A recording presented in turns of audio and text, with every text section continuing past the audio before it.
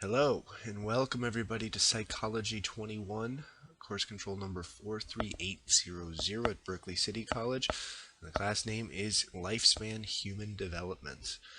If you are hearing my voice right now, congratulations. You have taken the first very big step to being successful in this class, because each of the classes that you're going to be shown throughout this entire semester are going to have an audio component to them. So I will be narrating along with the slides so you can get information that kind of gives depth to what we've covered here in the presentations and the information that you've read along the way. My name is Dr. Gotti. I am a teacher at Berkeley City College and a number of different schools in the area. And I am available, even though this class is online, in person. Of course, before I mention that, know that if you have no desire to come see me, if you have no ability to actually make anything in person this semester, you still will be perfectly fine, because there are no reasons for you to have to come to school for this online class. Exams are taken online, submissions are done online, so everything's done online for this class. But for those of you that do want to see me face to face, or do have questions, there are a number of different ways to access me. First thing that you can do, which is easiest, is come see me in my office hours, which are located in downtown Berkeley at Pick Cafe, which is on the corner of Addison and Shattuck. And I will be there every Tuesday from 12 o'clock to 1 o'clock. So if you have last second questions, if you want to figure things out, or try to figure out how maybe you could even improve your grade in terms of studying, I am available and always happy to help you guys.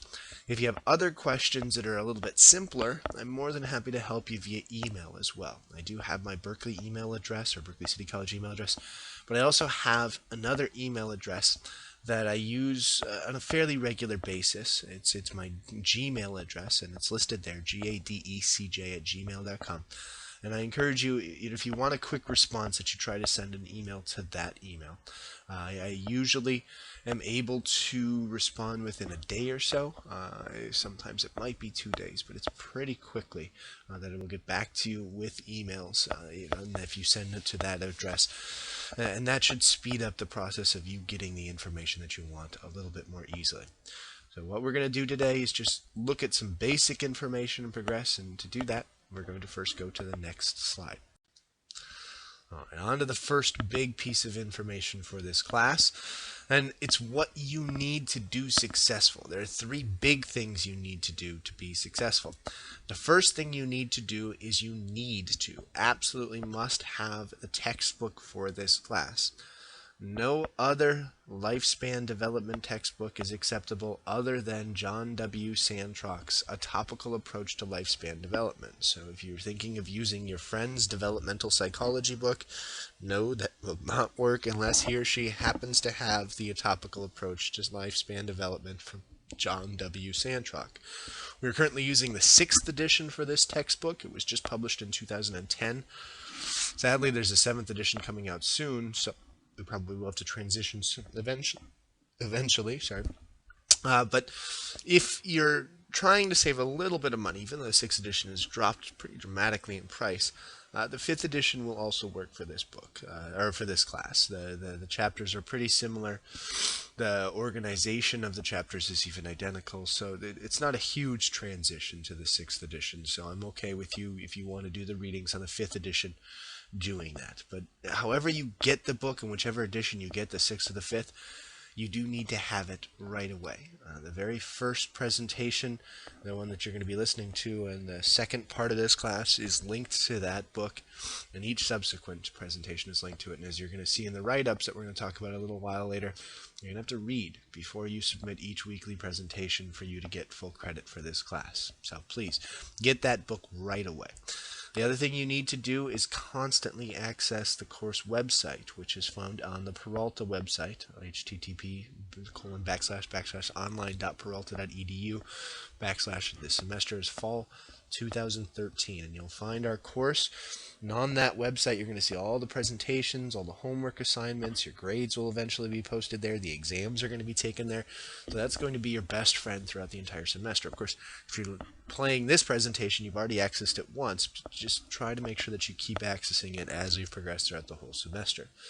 The other thing that you should probably become familiar with, because I will kind of direct you there a couple times throughout the semester, is another kind of additional website that we'll be constantly accessing, and it's www.learner.org. It's actually connected to the PBS station, and there's a number of different series of videos that are in there that relate to psychology, and in particular developmental psychology. So I'll be constantly kind of referencing things as we progress. So if you want more information on things, or if you're asked to watch a video, that website is going to be something that you will be kind of familiarized with as we progress. So just to know, the three things that you're going to kind of need to be familiar with is the textbook, the course website, and as we progress, you'll start to get a little bit more familiarity with www.learner.org. In terms of how you're going to be graded for this class, it's fairly straightforward. So all I can do in this class, this online class, is grade you on different posts. So we have 12 different write-ups that you'll be submitting as we progress, and 3 different exams. And we're going to break down the points, we're going to break down the requirements as we progress. But know that grading is fairly simple for this class. You can add up your total points, look at your percentages, and know exactly where you're at. And this is all I'm going to be able to grade you on as we progress in this online class throughout the semester. In terms of exams, which I'm sure all of you are thinking about already, there are 3 of them. They are non-cumulative exams, so I'm only going to cover their distinct sections. But there are some catches to the exams that I absolutely need you to know. You do take these exams online on the Moodle site, but when you're taking them, even though this is an online class, you need to take them alone. No other classmates can be in the same room as you, even if you're working separately. You have to take them alone. We will check some things to determine that you are taking them alone. And you can technically use books and notes simply because there's no way I can control for that. Even though I'd love for people not to use them, I'm realistic. I understand you need them sometimes, so you can use your books and notes. And they are fairly straightforward every single time. So it's all going to be multiple choice questions. They're meant to be a little difficult. I can't control notes and I can't control books, so I have to find a way to compromise in this situation. So the multiple choice questions are not necessarily easy, and you have to take them in a fairly short period of time. So you only have 60 minutes to answer 45 questions, each of them worth 1.25 points to make them out of the 60 that they're worth.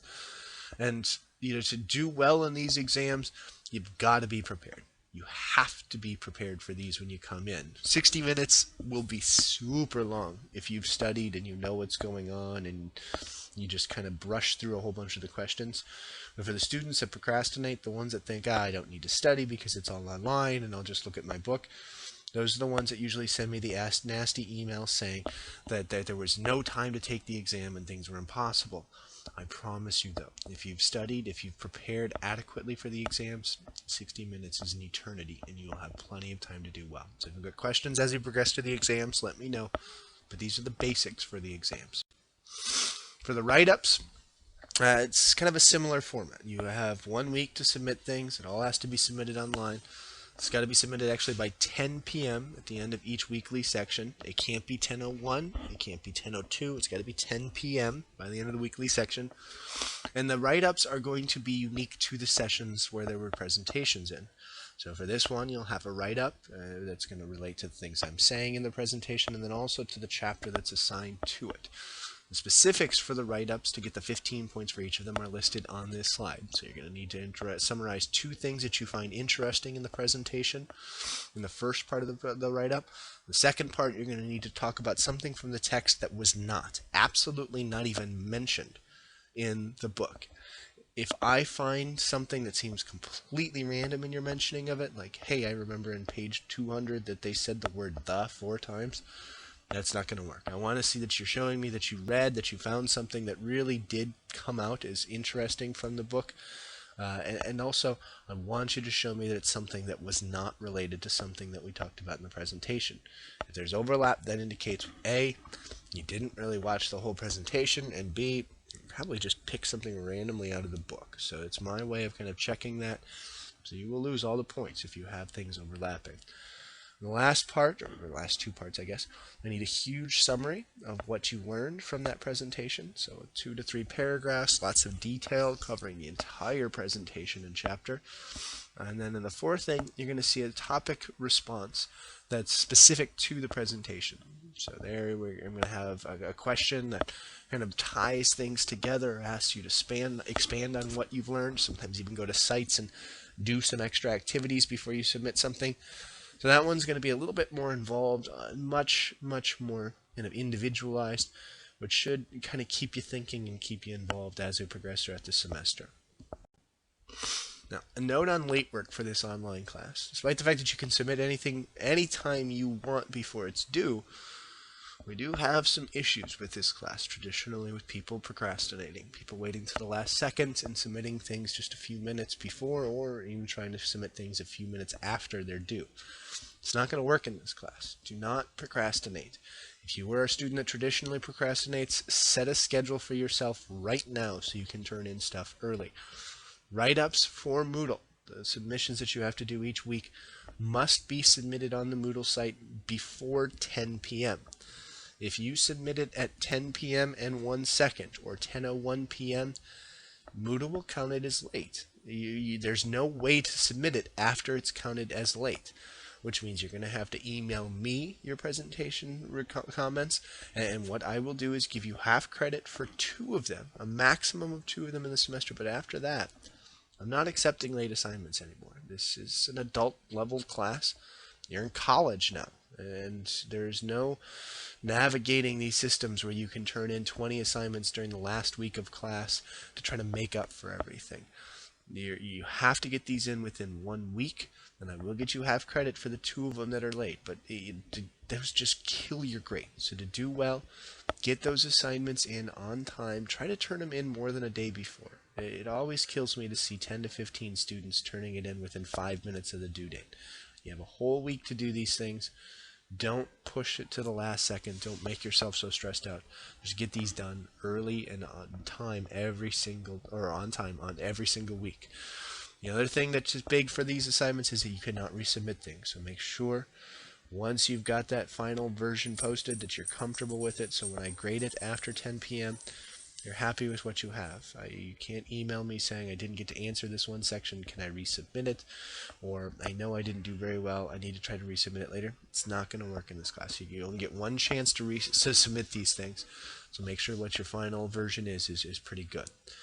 The other thing that's really important is that you take the exams within the allotted time. Once the exams close, they close. That means you can't continue answering questions. So make sure you get those exams taken well in advance, and also that you take the exams, as I mentioned in the syllabus, on a computer that's not crashing, that's not going to have any issues, because there's no retaking of exams. You only get one chance to take them. It's my only way of controlling for lots of cheating issues that can pop up if I have students asking for retaking exams. So one chance is all you get for the exam, so give yourself adequate time, give yourself adequate space so you can do well on those. In terms of grades, if you're wondering how your grade is going to be determined, it's a pretty straight basic percentage format. So each exam being worth 60 points adds up to about 16 2/3 of your grade, and the write-ups in total, with each of them being worth 15 points, adds up to 15 times 12, 180 points. So it's a big chunk of your grade. It's 50% of your grade. So if you can, make sure that you're keeping track of what your score is. Make sure you're keeping track of what your grades are, so there's no major surprises at the end of the semester. It always kills me to see students who miss a grade by 1 or 2 points because they skipped an assignment, or they didn't do very well in the final exam because they thought they were fine with their grade. Monitor that. There's no curve, there's no anything else that's going to kind of pitch you against somebody else. So you can always be very aware of where you are in your grade, and know historically, for the students that do keep track of things, that submit things on time, this is notoriously a pretty simple class for those students. So we get a lot of A's. And we have a lot of students that kind of drop out mid-semester that don't get those A's. But to get those A's, you want to do well in each exam, each write-up, and you should do pretty well throughout the class. All right, we are at that point where it's time to take a break. I should go take a nap, go eat something, go do something so you can kind of relax a little bit. And then once you've taken that little break, once you come back, load the second part of the class and play that presentation as we start to go into what this class is all about. I want to welcome all of you again. I wish you all the best of luck this semester, and hopefully you don't get too bored by me droning on in these presentations. Take care, everybody.